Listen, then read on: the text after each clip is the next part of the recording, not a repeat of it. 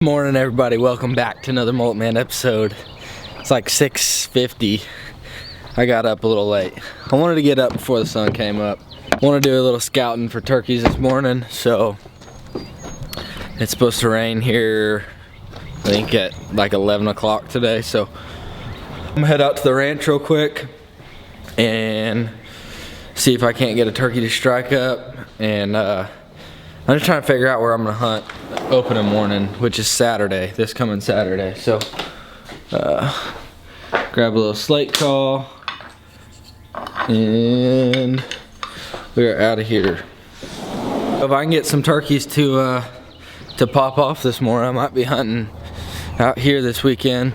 If not, I gotta figure out where I'm gonna go hunt. So let's head out to the ranch, and then I gotta stop by Wesley's shop and get my tripod fixed, because I absolutely destroyed it in New Mexico on that hunt whenever we were coming down the mountain, and I was smoking it on rocks and all kinds of stuff. So he has some new guns for us to check out, so let's get out there. Made it to the ranch. I'm super late, but I'm gonna walk back in here. I'm gonna check a few spots, do a little calling, see if I can get anything to respond back, and look for tracks too. But see if we can't find some turkeys for this weekend.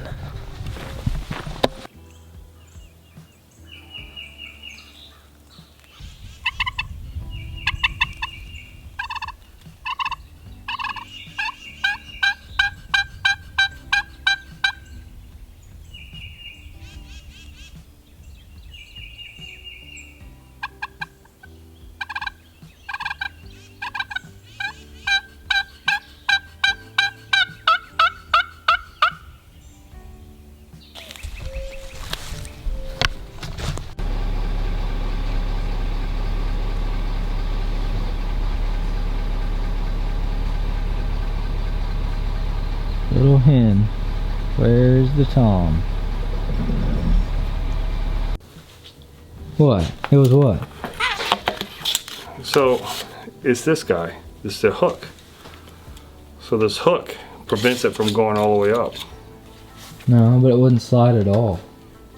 Well, I made it to Wesley's, and he thinks that's what I think is the problem. See, that's cracked. The top of it and everything. Yeah, let me see. This is one that we're finishing up, so I guess if you want to hit some. Oh yeah, that's cool.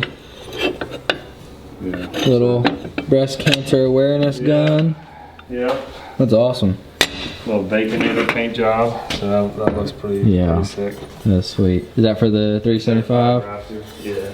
We need to go kill some pigs with it. Dude, it's been crushing it, man. We need to go shoot this subsonic stuff. Oh yeah. Yeah, that guy right there. That's the difference. So Wesley came out with this. It's the 375 Raptor. Y'all seen me use it on the Axis. This is the subsonic. Yep. There's a beast. So that's the subsonic, and that's the regular non-subsonic. So it looks like open at 100 yards. At 100 yards. Yep. What's the penetration? So 100 yards. So you got 1,000 foot-pounds energy at 100 yards. About a 1.25 diameter, where your 308, your 300 blackout is going to be about 480, 500 foot-pounds of energy at 100 yards. So double that at the 300 blackout, 308, and it just destroys. And subsonic. Yep. You run it suppressed too? Yep, suppressed subsonic, and I mean, it's super quiet and super efficient. Well, I have made it home from Wesley's. It's supposed to rain all day today, but I'm gonna go check on the chickens. They've been laying an egg. One egg. I can't figure out which chicken's laying it. It looks like she's in the bucket again. So the video that I posted on Tuesday, that chicken that was in the bucket, I came back out like 2 minutes after I got done filming, and there was an egg in the bucket. So I guess it is one of these red chickens. I thought it was one of the silkies I was laying it because they're small eggs, but she is in there doing her thing. So I'm gonna let her be like I did the other day and come back out and check her again before the video's over. But I saw some of y'all's comments in the last video. Y'all said I missed an egg in this left side. I actually did have a golf ball in there. A lot of you commented to put a golf ball in there as well. That's something that we've done for a long time when we've had chickens, but it's supposed to help them lay. See how the golf ball in there. It's supposed to help them like figure out where they're supposed to lay their eggs. And obviously they're still laying in that red bucket. So if y'all have any suggestions, I guess the only thing I can do is to take that red bucket out, but then I'm afraid they'll start laying them in the bottom of the chicken coop. So in the garden, I gotta go get a fence for it today. I don't know if I'm gonna be able to put it up today, but I do have rabbits eating my plants in the garden. I've got to take care of that problem. You can't really tell. You can see on this pepper plant, all these leaves are like eaten in half, and that is from rabbits. I've caught them red-handed in here 3 or 4 times now. So I am going to go get a little fence to put around the garden so the rabbits don't get into it. And I've been letting the chickens out every day, and they get in there and peck at it. So gotta get that fence up. All right, we've given her 30 minutes or so. Let's go see if she left us a little egg.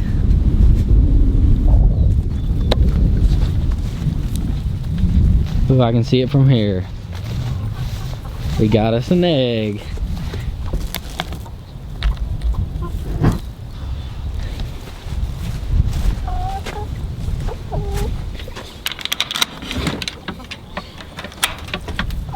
Get back, Zoe. Thank you. Nice little egg. This is literally like the 6th day, I think, in a row that she's laid at the same exact time every day. And it's been the same colored egg, obviously. But yeah, she's laid an egg for, I think it's been 6 days straight. And hopefully the other ones start laying soon, but 1 egg a day right now. I'm pretty happy with that. So we got one more thing laying eggs around here. I can't tell if the bird's in there. I got a little bird's nest in here. Might have to put a light down in there. Yep, the eggs are still in there. So we have, I don't know what kind of bird it is, but they're awesome looking eggs. Let's see if I can get my phone light to shine down in there. Y'all can kind of see them down in there. There's 3 of them. Oh, there's 4. So there's 4 eggs in there, and they're like white with brown spots.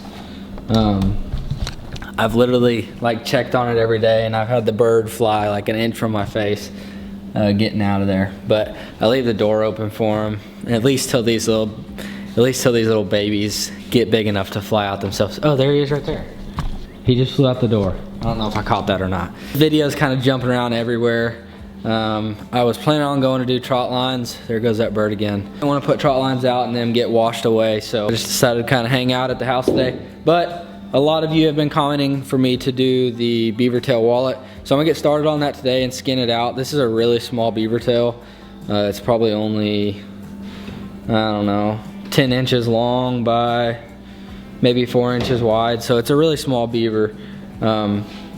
But I'm gonna get to skinning this guy, and then we'll get it salted and get it prepped, and then we'll do another video whenever it's done tanning.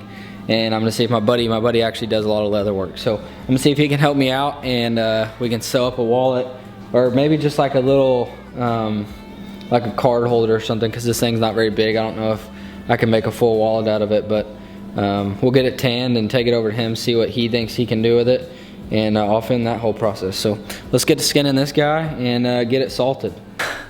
Alright, so I just spent the last 45 minutes trying to get all this fat off, and I put on the fleshing beam, couldn't get it to work right, and I just ended up doing it with the Havilon and scraping off as much as I could. I don't know how bad it looks in the camera, but I mean, there's still some little pieces of fat on there, but I'm going to just salt it up and then maybe try to, I don't know. I'm gonna salt it and leave it salted for a while, and then we'll try to do something else with it if that doesn't get all that fat out of there. Whoops. Yeah. Maybe we can sand it down or scrape it once it kind of dries from that salt. So let me set you guys up. So all I got is some regular old table salt, and I took all that fat and put it in a bag for the freezer. I want to do a video on trying to catch fish with the fat. So I'm just gonna salt this very heavily. It's just table salt. I'm gonna leave them. I'm not gonna be using the airboat anytime soon because the rivers are flooded.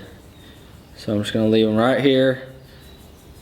Get plenty of salt in there and let that sit for a couple of days. I'll be able to pull that fat out of there. I might actually leave it on here for a day or two and then shake it all off, scrape that old salt off and re-salt it again and put some fresh salt on there. Just try to get as much of that fat out as I possibly can. Like I said, I've never done this. You can already see it. You can already see that fat absorbing that salt, or the salt absorbing the fat, one or the other. But I've never done this, so y'all leave in the comments if you have done it, and let me know what I'm doing wrong or what I could do better. Hopefully I didn't mess anything up, but this is gonna be an awesome product if it turns out right. So I'm just gonna let that do its thing, and we'll check on it in a few days, see what happens. Hopefully we can make a cool wallet out of it. If not, we'll go trap us another beaver and try it again.